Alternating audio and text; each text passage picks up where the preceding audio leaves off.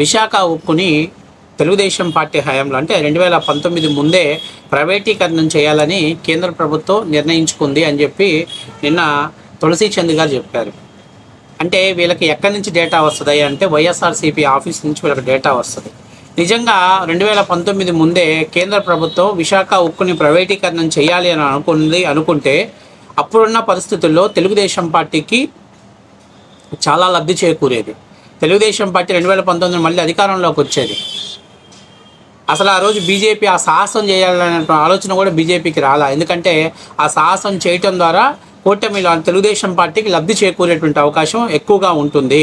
అందువల్ల ఆ రోజు అటువంటి సాహసం చేయాలనేటువంటి ప్రతిపాదన రాలేదు అనేది వాస్తవ విషయం. మరి వీళ్ళు ఎందుకు అలా చెప్తున్నారంటే ప్రతి దానికి చంద్రబాబు నాయుడిని బూచిగా చూపించాలి, జగన్ని హీరోగా చూపించాలి, అందుకని తాడేపల్లి ప్యాలెస్ నుంచి వీళ్ళకి పేమెంట్ వస్తుంది అనేది వీళ్ళ ఆలోచన. మీకు ఉదాహరణ చెప్తాను. అసలు 2019 ముందు విశాఖ ఉక్కుని ప్రైవేటీకరణం చేయాలనేటువంటి ఆలోచన ప్రకటన వెలువడింది అని తులసి చంద్ గారు చెప్తున్నారు కదా. నిజంగా మీ దగ్గర ఎవిడెన్స్ ఉంటే చూపించండి.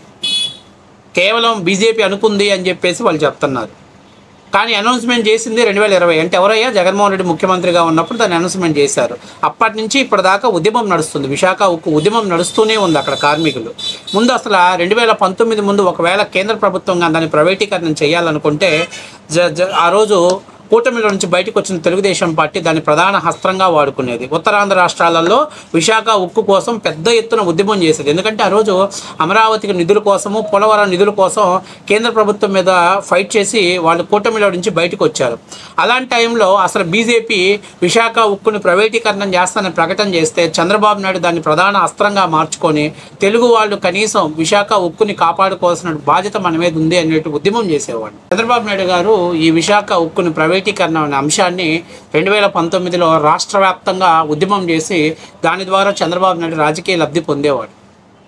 కాబట్టి ఇలాంటి బోగస్ మాటలు, ఇలాంటి చెత్త మాటలు వైఎస్ఆర్సీపీ ఆఫీస్ నుంచి తీసుకొచ్చి మీడియా ముందు చెప్పి ప్రజల బుర్రలో ఎక్కించే ప్రయత్నం చేయమాక. 2019లో జగన్మోహన్ రెడ్డి గెలిచిన తర్వాత 2020లో విశాఖ ఉక్కుని మేము ప్రైవేటీకరణం చేస్తున్నామని చెప్పేసి ప్రకటించారు. ఆ తర్వాత విశాఖ కార్మికులు అది ఏదైతే ఈ స్టీల్ కార్మికులు ఉన్నారో ధర్నా చేస్తా తారాస్థాయికి ఒక 6 నెలలు 8 నెలల తర్వాత తారాస్థాయికి ధర్నా చేస్తా వాళ్ళందరూ కూడా రోజు జగన్మోహన్ రెడ్డి గురించి ఏం మాట్లాడారో, జగన్మోహన్ రెడ్డి గురించి అనరాని మాట్లాడినారో ఆ వీడియో కూడా సోషల్ మీడియాలో సర్క్యులేట్ అయింది. కానీ వీళ్ళందరూ జగన్మోహన్ రెడ్డిని ఎలివేషన్ చేసి పైకి లేపాలి కదా, వేస్తేనే కదా వీళ్ళకి పేమెంట్ వచ్చేది. కాబట్టి నిజాలు దాచిపెట్టి అబద్ధాలు చెప్పటం, అది కూడా అరటిపండు ఒడిచి నోట్లో పెట్టినంత తేలికగా అబద్ధాలు చెప్పటం అనేది ఈ తులసి చంద్ కానీ, రావణ్ కానీ, ఇంకా కొంతమంది జర్నలిస్ట్ సాయి కావచ్చు, వైఎన్ఆర్ కావచ్చు, వీళ్ళందరి పని అదే. అరటి పండు తీసి నోట్లో పెట్టినట్టు వాళ్ళు చెప్పటం, అందమైన కథలు చెప్పటం, ఆ కథల ద్వారా ప్రజల్లోకి తీసుకెళ్ళటం, దాని ద్వారా రాజకీయ లబ్ధి పొందటం అనేది వీళ్ళు నేర్చుకున్నటువంటి ఒక వృత్తి. ఇది మీడియా వృత్తి అనరు, ఎందుకంటే దీన్ని మీడియా వృత్తి అనరు, దీన్ని ఇంకొక పదం అంటారు. ఇది వ్యభిచారం కంటే దారుణమైనటువంటి వృత్తి ఇది. ఎందుకంటే ఒక పార్టీకి కొమ్ము కాస్తూ మేము న్యూట్రల్గా ఉన్నాము. ఇప్పుడు తెలుగుదేశం పార్టీ నేను పలానా పదవి తీసుకున్నాను, ఆ పదవి తరపున నేను మాట్లాడుతున్నాను అంటూ అది నా వ్యక్తిగత విషయం. సో నేను ముందే చెప్పేశాను.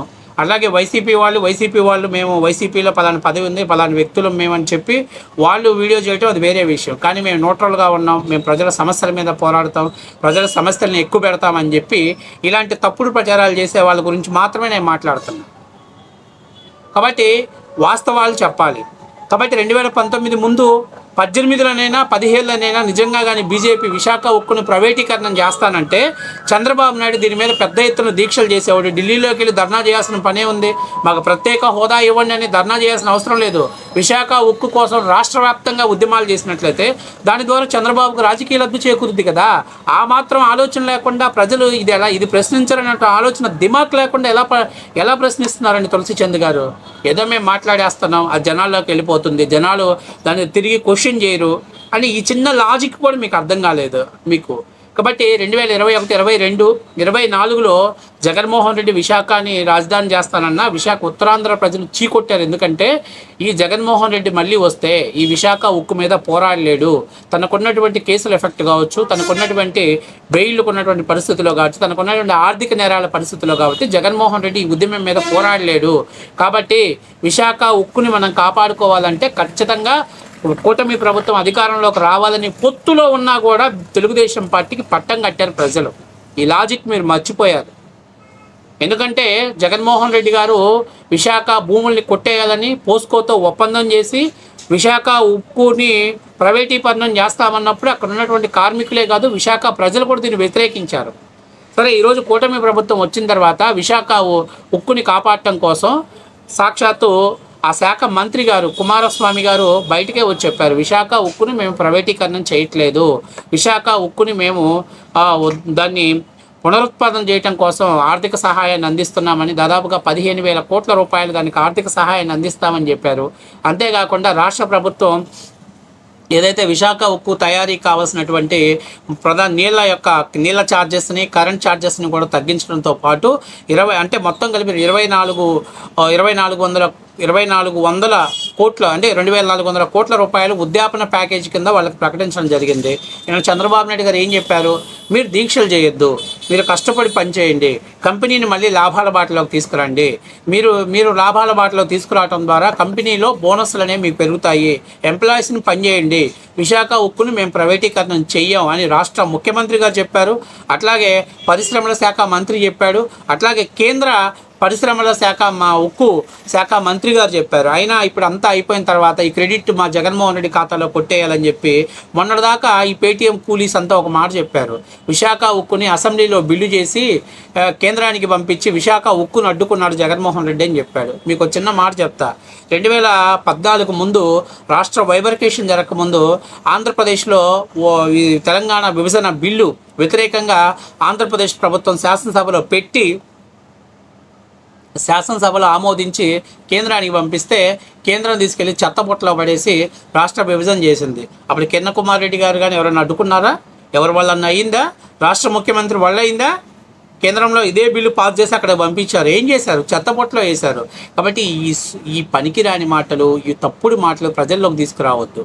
జగన్మోహన్ రెడ్డి గారు తరంలో దాన్ని అక్కడ సాక్షాత్తు ఎల్వి సుబ్రహ్మణ్యం గారే చెప్పారు, విశాఖాన్ని అమ్మేస్తాం, ఆ భూముల్లో రాజధాని కడతామని అంటే ఆయన అప్పటికి బిత్తరపోయాడంట. నేను ఇంత ముఖ్యమంత్రిని చూసా కానీ ఇట్లాంటి ముఖ్యమంత్రి నేనాడు చూడలేదు అన్న, ఫస్ట్ క్లాస్ ముఖ్యమంత్రి అని చెప్పేసి ఆయన మొన్న స్టేట్మెంట్లు కూడా పాస్ చేసిన మాట వాస్తవ విషయం. ఇప్పుడు తులసి చంద్ గారు కానీ ఇంకా ఎవరైనా కొంతమంది అక్కడ ఉద్యమం హడావుడి చేస్తున్న వాళ్ళు గత 4 ఏళ్లలో జగన్మోహన్ రెడ్డి హయాంలో కూడా ఉద్యమం చేశారు. వాళ్ళు అదే పనికి ఉద్యమం చేశారు. మరి ఆ రోజు వీళ్ళందరూ ఎందుకు వాళ్ళకి సంఘీభావం తెలపలేదు, ఎందుకు వాళ్ళకి మద్దతు తెలపలేదంటే వీళ్ళు జగన్మోహన్ రెడ్డి కోసం పనిచేస్తున్నటువంటి పెయిడ్ ఆర్టిస్టులు. వీళ్ళకి సబ్జెక్ట్ తెలియదు. తాడేపల్లి ప్యాలెస్ నుంచి స్క్రిప్ట్ వస్తుంది, అలాగే జగన్మోహన్ రెడ్డి ఆఫీస్ నుంచి పేమెంట్ వస్తుంది. 2 వస్తే వీడియోలు చేయడానికి రెడీగా ఉన్నారు. ఇది వాస్తవ విషయం. ఈరోజు ఉక్కుని మేము ప్రైవేటీకరణం చేయట్లేదని కేంద్ర మంత్రి చెప్పారు. అయినా కూడా వీళ్ళు ఇంకా ఉద్యమం చేస్తున్నాం, ధర్నా చేస్తున్నాం అంటే ఆ క్రెడిట్ జగన్మోహన్ రెడ్డి కోసం తీసుకురావడానికి. రేపెల్లుండి ఒకవేళ పూర్తిగా ఆగిపోయిందని చెప్తే వీళ్ళు రేపెల్లుండి జగన్మోహన్ రెడ్డి గారు అసెంబ్లీలో బిల్లు పాస్ చేశారు, అసెంబ్లీ బిల్లు పైకి వెళ్ళింది, అందువల్ల జగన్మోహన్ రెడ్డి ఆపేశాడు, ఒకే ఒక్క మగాడని స్టేట్మెంట్ పాస్ చేస్తారు.